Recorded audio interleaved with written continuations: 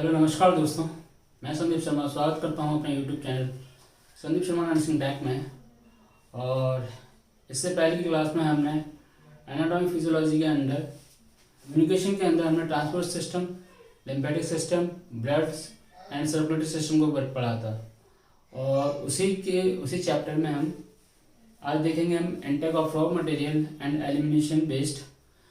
And यदि आपने वो क्लास नहीं देखी तो आप मेरी चैनल की प्ले लिस्ट में जाके उस क्लास को देख सकते हैं।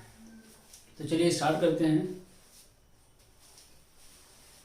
Intake of raw material and elimination of waste, यानी कि एक बॉडी को हेल्थी रखने के लिए इंटेक करना पड़ता है रॉ मटेरियल मतलब, एंड एलिमिनेशन ऑफ वेस्ट यानी एलिमिनेशन अपने जो वेस्ट प्रोडक्ट है वो बॉडी से बाहर निकालना। तो इसमें देखते हैं हम ये रॉ मटेरियल में पहला है इंटेक ऑफ O2 यानी oxygen. Oxygen gas make up about 21% of atmospheric air, यानी कि जो हमारे पर्यावरण में जो वातावरण में गैसेस हैं उसमें हमारे 21% ऑक्सीजन गैस का योगदान होता है। आगे है इसी में the upper respiratory system carry air between the nose and lungs during breathing, यानी कि जब हम सांस लेते हैं तो जो हमारा अपर रेस्पिरेटरी सिस्टम है वो इसको कैरी करता है नोज और लंग्स दोनों के बीच।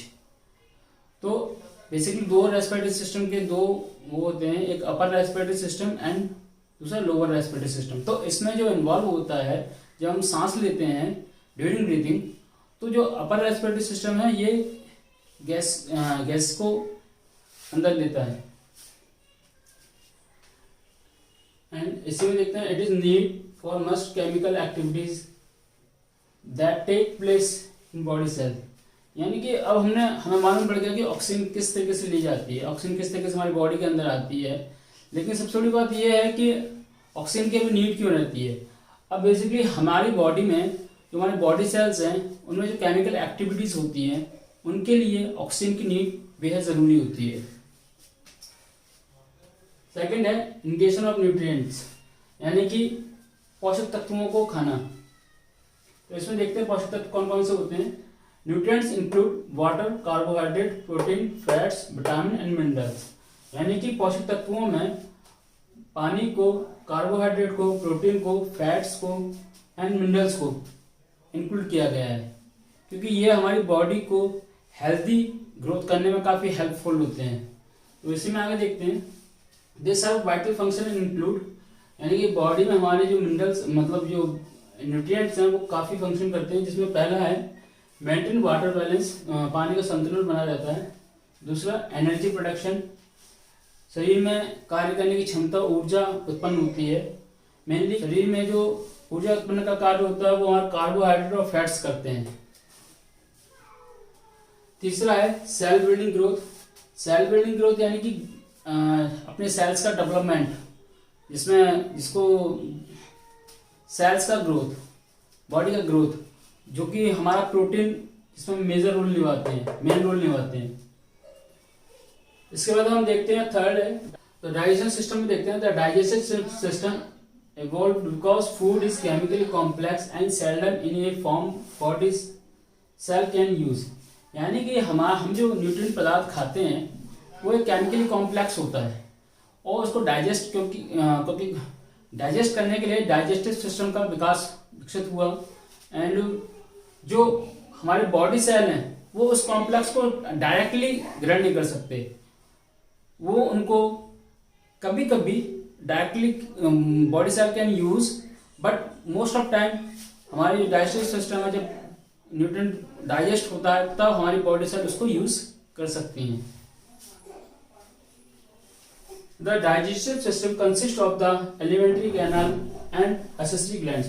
जो हमारा डाइजेस्टिव सिस्टम है वो दो चीज से मिलकर बना है। एक है एलिमेंट्री कैनाल जो कि हमारे माउथ से शुरू होती है और हमारे एनस तक खत्म होती है, एंड सेकंड है एक्सेसरी ग्लैंड्स जो कि हमारे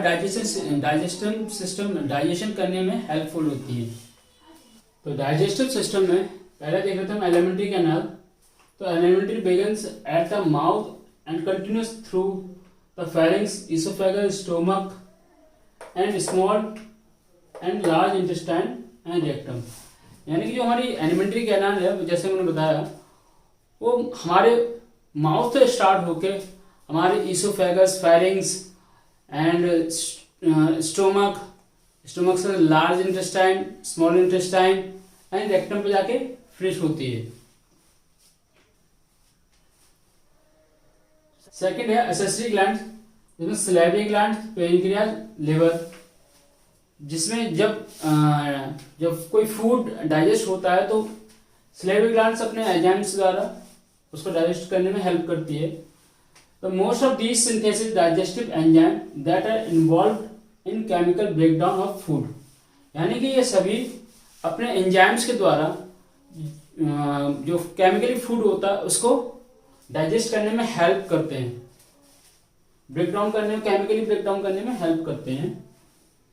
फोर्थ है डाइजेस्ट के बाद फिर मेटाबॉलिज्म होता है। मेटाबॉलिज्म में this is the sum of total of the chemical activity in the body. यानी कि मेटाबॉलिज्म क्या होता है? मेटाबॉलिज्म जो हमारी बॉडी में सारी जो भी केमिकली एक्टिविटी होती है वो उसका पूरा टोटल सम होता है, जिसे मेटाबॉलिज्म बोलते हैं। It is consist to group, ये दो ग्रुप से मिलकर बना है। पहला है एनाबॉलिज्म एंड सेकंड है कैटाबॉलिज्म।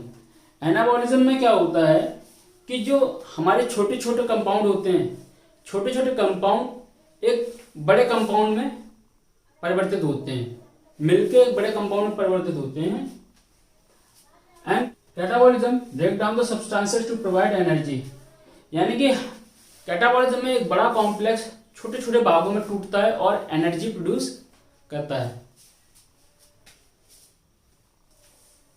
तो देखते हैं आगे एलिमिनेशन ऑफ वेस्ट, यानी कि जो हमारे बॉडी का जो भी वेस्ट प्रोडक्ट होता है वो सब बॉडी से बाहर निकलना चाहिए। देखते हैं CO2, that is waste product of cellular metabolism. यानी कि जितनी भी सेल्स की जितनी भी केमिकल एक्टिविटीज होती हैं उनसे CO2 रिलीज होता है। And because it is dissolve in fluid to an acidic solution. यानी कि जब ये हमारे टिश्यू फ्लूइड में मिलता है तो ये एसिडिक सॉल्यूशन में परिवर्तित करता है उसको। It must be excreted in appropriate amount to maintain blood pH within normal range. यानी कि CO2 का हमारी बॉडी से निकलना बहुत ही जरूरी होता है, क्योंकि हमारे अगर बॉडी में CO2 की मात्रा अधिक रहेगी तो हमारा जो अंदर का एनवायरनमेंट है, जो बॉडी का इंटरनली एनवायरनमेंट है, वो काफी एसिडिक हो जाएगा। तो नॉर्मल रेंज में pH को मेंटेन करने के लिए CO2 का एक्सक्रीशन होना बहुत जरूरी होता है। सेकेंड है urine. This is form by the kidney which are the part of urinary system. Urine consist of water waste product, mainly protein breakdown, urea. यानी कि जो हमारा यूरिन है वो हमारे किडनी के थ्रू बनता है और ये यूरिनरी सिस्टम का एक पार्ट है। बेसिकली यूरिन में वाटर एंड जो प्रोटीन्स के ब्रेकडाउन्स होते हैं, प्रोटीन हमारी बॉडी में ब्रेकडाउन होती है, उससे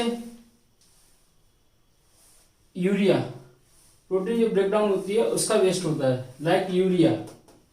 and they are also play role in maintain blood pH। और ये भी ब्लड pH को मेंटेन करने के लिए सहयोगी होते हैं। फीसिस यानी कि मल, the waste material from the digestive system are excreted. यानी कि जब हम कोई पदार्थ खाते हैं, खाने के बाद जो डाइजेस्ट होने के बाद जो वेस्ट प्रोडक्ट होता है वो हमारे मल के रूप में बॉडी से बाहर निकलता है। आई होप आप लोगों को मेरी क्लास समझ में आई हो और अच्छी लगी हो। अगर अच्छी लगी हो तो प्लीज़ लाइक एंड सब्सक्राइब करें, जिससे कि मेरी क्लास और भी लोगों तक पहुंच सके। धन्यवाद।